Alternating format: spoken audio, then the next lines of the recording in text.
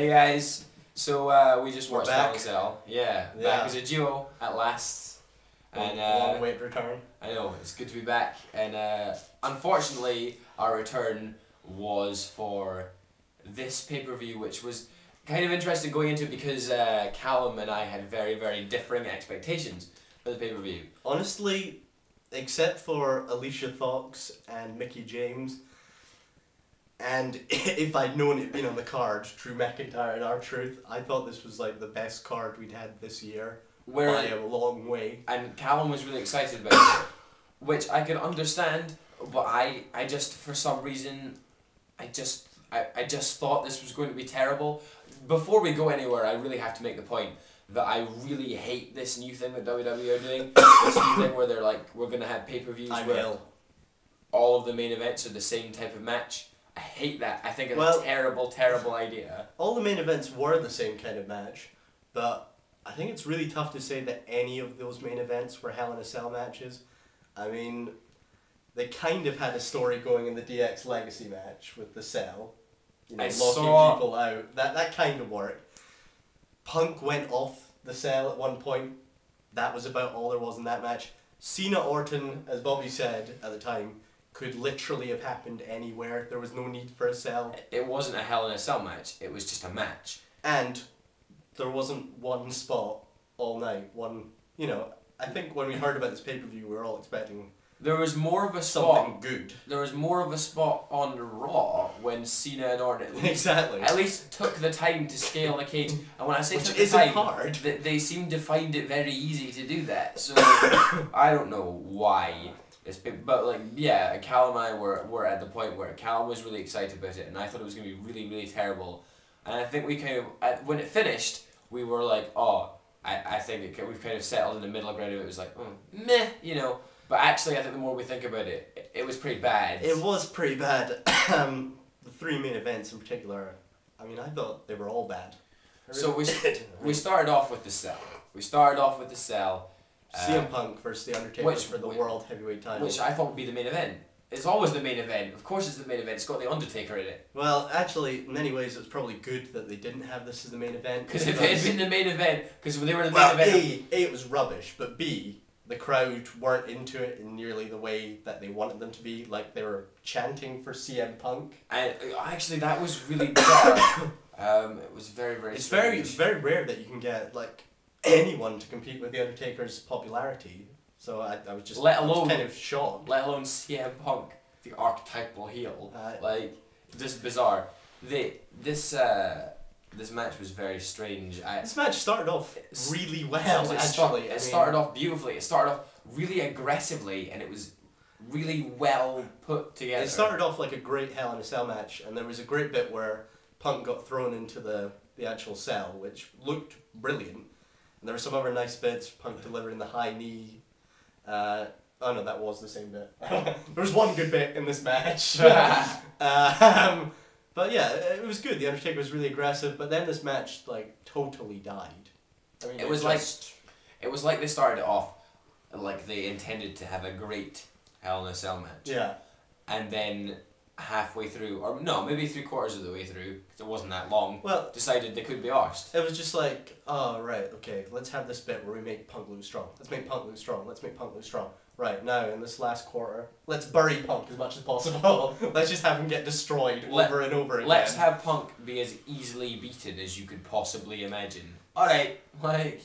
So Undertaker tombstones him and wins. The crowd don't particularly care, but you'd think an Undertaker title reign would kind of be a big deal first on the card for some unknown reason. Why? Right, this doesn't make sense. The Undertaker wrestles a limited schedule. We all know this. We all know that The Undertaker is not going to be present every week on SmackDown. The Undertaker, if we're lucky, will be present once a month on SmackDown and once a month on pay-per-view. They can't make him their world champion. It doesn't make any sense. There was no reason behind it. And if anything, right, the fact this match was very short proved to me that they've put the title, once again, like they did on Batista earlier this year, on someone who is injured. Mm-hmm. I mean, he clearly can't go right now. He's just not capable of doing a long match.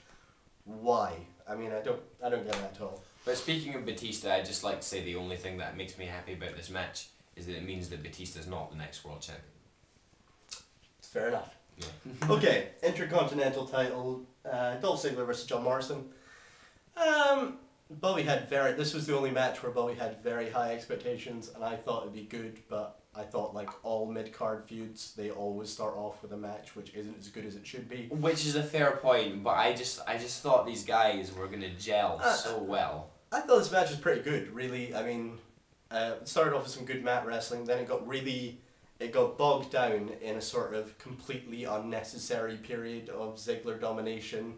You know, they do this thing with Ziggler where they try and make him look strong by having him do this quite boring mat wrestling. And it didn't work when he did it against Rey Mysterio, and it didn't work here. They should stop doing that. He looks much stronger when he's in a sort of even match. I think this match, I don't know, I had really high expectations. I think this match was quite good if you'd sort of trimmed 5 minutes of fat off it. Do you know what I mean? It was, yeah. Towards the end, they were doing lots of lovely moves. There was lots of really nice things. It was unfortunate that there was a spot in the match where John Morrison missed Starship Pain, where had he connected with it, it would have been easily the best Starship Pain he's ever delivered. Whereas when he actually connected with Starship Pain at the end, it was terrible. Like, he did miss and landed it perfectly. The only time I've ever seen him land it perfectly. But this match was good. It was good. Just maybe not as good as some people were expecting. Next, I think we had the Unified Tag Team Championship match. This, for me, and I can't believe I'm going to say Jericho this. Jericho versus Batista. I can't believe I'm going to say this because Batista and the Big Show constituted half of this match. This was easily the best match on the card. This match was really quite good. I enjoyed it. It was, I don't know, they just seemed to have a lot of good stuff planned. It was, you know, I was imagining at the time how good that match would be if Edge wasn't injured and Edge took the place of the Big Show. But I thought it was a really entertaining match. It highlighted to me, not that I would have forgotten, but it highlighted to me how ludicrously good the chemistry between Rey Mysterio and Chris Jericho in the ring is. There's something about those two. It's been years since I've seen ring chemistry like that. They're just so good together. It's just so... Well, I think Rey Mysterio is really, really massively underrated these days. People seem to think because kids like him, that means he's bad. And that's not how it works. Just because kids like John Cena and kids also like Rey Mysterio, it doesn't mean they're equal at wrestling. And it's not just that Rey Mysterio's that good. It's that despite his age, Rey Mysterio is having one of the best years he's ever had. This year, Rey Mysterio has been absolutely blinding in the ring. Yeah. I don't care what anybody says, Rey Mysterio has been easily one of the standout performers of the year. Absolutely. If Rey Mysterio could cut a promo, he'd probably be the performer of the year. Well, Rey Mysterio and Batista got one of the few promo spots of the entire night. Oh, Christ alive! They're so bad. But this match was good. It ended with the Big Show no selling the 619, which to be honest kind of makes sense because the 619 wouldn't hurt. Well, the 619 would barely hurt. The 619 would barely hurt me. So the fact that it wouldn't hurt the Big Show is not surprising. Knockout punch there, which looked that good. was a really had nice a really spot. good camera. It's the only angle. time I've ever thought the knockout punch was a convincing finisher. Should we move on to part 2? No, let's do Alicia Fox versus Mickie James because it'll just be quick. Fair dues. We've got enough time. Better than we expected. Much better than we expected, actually. It was okay. This match wasn't even close to being the worst match on the card. It was... Alicia can almost do...